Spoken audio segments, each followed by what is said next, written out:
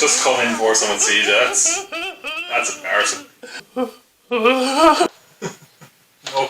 Pennywise is the name of the clown. It's not how much you have to spend on the makeup. Oh my god. Let me guess. You like turtles? I like turtles. Do you feed on fear or feed on pity? You're not scared.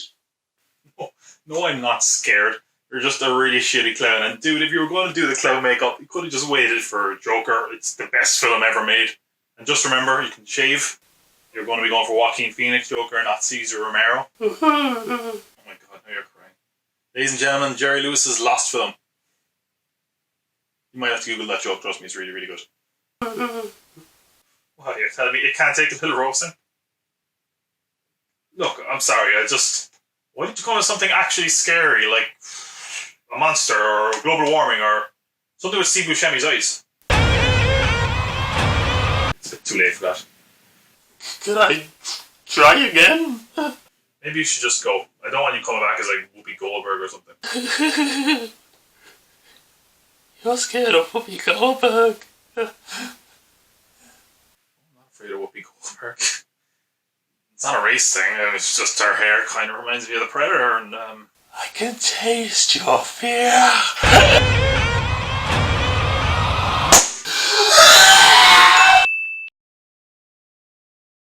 Yeah, I know, that's not who he dies in the book. It's the longest book ever, I haven't read it, okay? And this is a really long movie, so I don't have time for this crap. Let's get to the movie review.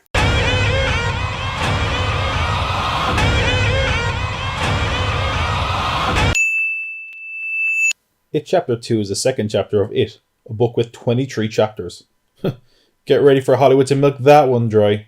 Before we talk about It Chapter 2, I kind of want to talk about It Chapter 1 first. Or It 2017, I guess. Now, when I first saw that movie, I wasn't as blown away by it as everyone else was. I thought it was good, not great.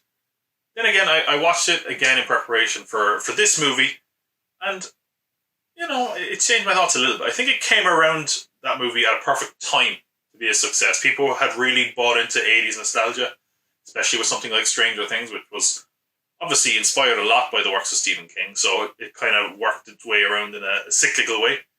People who had a fondness for the miniseries had now grown up and they were kind of getting that nostalgia. It was R-rated at a time where there was a real outcry for R-rated content, and at a time when it had proven that R-rated movies could succeed. And of course, we had a rather unfortunate influx of creepy clown sightings. The movie itself, I definitely like it more than I did when I first saw it. The young cast and Skarsgård are great. I love the look of the movie and direction of the movie. But it also has some issues. People sort of gloss over, quite frankly. There's a few too many jump scares and an over-reliance on loud noises to get a scare. I also think there's just moments where it is at a point where it would have been really well done if they had left it there. Like, left it in that moment of terror and to be subtle. And then it goes one step too far. I think, like, the best example of that is they're in a garage and they're looking at the projections of it, and it's really scary, really terrorizing, and then you see a few glimpses, and just as when it's at scariest, oh my god, there's a massive CGI clown. Ugh! Goodbye, subtlety. So what I was really hoping for out of Chapter 2 would be that it would stick with that subtlety, maybe did some of the elements that didn't work, and be just a bit more subtle. What a fool I was. Just to be clear, I haven't read the book, because it's the longest book ever written, I believe. I haven't watched the miniseries, so anything I know about the adult section of it, I've just picked up through osmosis. And from what I gather, you know, a lot of what I've heard and what I've heard complaints about is that it's weird, less horror in tone, and more unfocused than the kids' portion. And yeah, so I'm discussing It Chapter 2. I'm going to start talking about the cast first. The cast in the first film were fantastic, as they are here, in some scenes where they return. But we always knew, looks-wise at least, the cast would always be fantastic, with James McAvoy as Bill, Jessica Chastain as Bev, Bill Hader as Richie, James Ransone as Eddie, and Jay Ryan as Ben. God damn! That kid did puberty right. Bev, pick him. What are you doing? I think we all expected and had really high hopes for the cast, and they really do deliver pretty much across the board. Even the actors I was less familiar with, I mean, I didn't realise I recognised James Ransome from somewhere. He's Ziggy in The Wire, season 2. Bill Hader especially is fantastic. He's really showing off that he can carry comedic scenes, but also has a real dramatic way to his performances, which he's done fantastically well recently on shows like Barry and even in The Skeleton Twins a couple of years back. Pennywise, Bill Skarsgård, is great in the role again, but I do feel there was a few times, especially towards the end, where he kind of overplays a little bit and it comes off as a bit goofy. It's also terrorising. Isaiah Mustafa as Mike. Sorry if I forgot you, Mike. The movie really does that a lot as well. Like, there's one moment in the film, and they're actually doing a head count, and they just forget him. I was like, what the hell? Did something happen to him? What the hell? And then he comes back eventually, and you're like, oh, sorry, Mike, you got the short end of the stick here as well. Whether you're a kid or an adult, Mike doesn't get much screen time. As far as the horror of the movie goes as well, it's really frustrating. There's some really well done suspenseful horror scenes.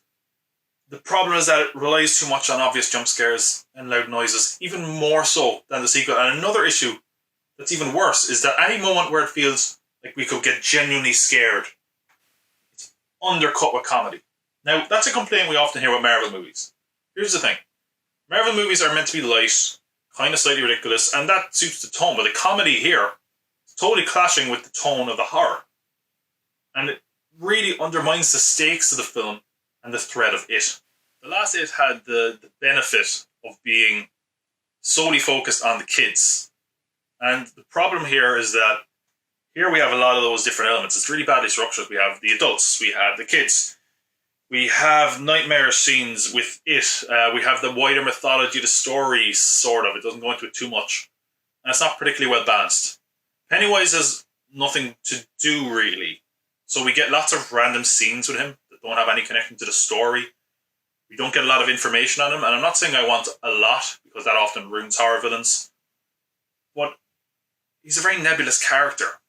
And it kind of shows here where, if you really think about it for a second, it doesn't make much sense. And he's a character that's pretty basic, but hey, he's a creepy clown. So I guess that's fine. The story in general is really basic, and it feels like a lot of melodrama is thrown in. Had it out. There's still not a lot there, though. There's pointless subplots that I can't really mention without going to spoilers. Kids' flashbacks don't serve much purpose, as do a lot of the big horror scenes thrown into the middle of the film, just to get really just to show off kind of scenes that you might see in a trailer or to show off it. It's a long film, and while I won't say it felt as long as I expected to, it undoubtedly drags at points. The film begins strongly, with the Losers Club coming back together, and certainly has a good pace overall. But by the middle, it really starts to feel like it's spinning its wheels, and the final act is stretched so thin to almost its breaking point. Other issues, the film is clearly a lot bigger than the last one. The first It was, quite quaint in scale. It was quite nice to have the kind of story of kids growing up with this kind of small horror backdrop against it. This one, it's very clearly a bigger film, and we expect that to a certain degree. It's not necessarily a bad thing either. We expect a big bombastic ending to this series. The problem is a lot of it feels like it's used as just pointless CGI window dressing, big kind of scenes that don't really add much to the story or to the sense of terror overall, which of course brings us to the ending. Now, I'm obviously not going to give away the ending if you don't know, but for me, I picked up a little bit of the information from hearing about the miniseries, or people talk about it, just general pop culture kind of stuff, and people talking about this film before it came out. And even if you didn't, the film really self-awarely, awkwardly, kind of tells you that the ending might suck, because Bill is now a writer, and everyone throughout the film is like, oh, that was a great book, except that ending really sucked. So the movie's aware the ending isn't going to be great, and yet it does it anyway. Because the ending of the movie is pretty much a bit of a mess. Now, look, I haven't read much Stephen King. He's often criticised for throwing in everything and the kitchen sink into his books and not necessarily developing them to a point that it's actually satisfying or necessary. And it has seemingly always been an indicator of that. It's always been the one people point to when building that argument. And for what it's worth, There were some Stephen King fans behind me. There were some It fans behind me, and they absolutely loved the movie. They ate it up.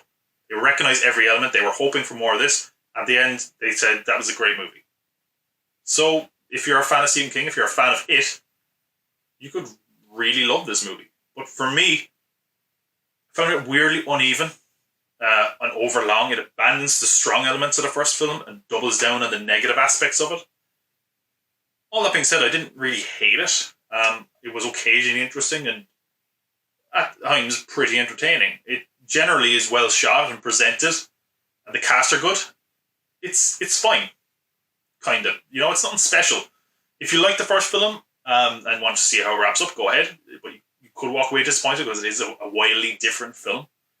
It's rare to have a horror movie, though, on this scale with an R rating. I mean, it's basically, though, a popcorn mainstream horror film that goes for manufactured scares over anything genuinely scary. It takes risks, but that's mostly down to the source material being a bit insane. But it doesn't make it any good.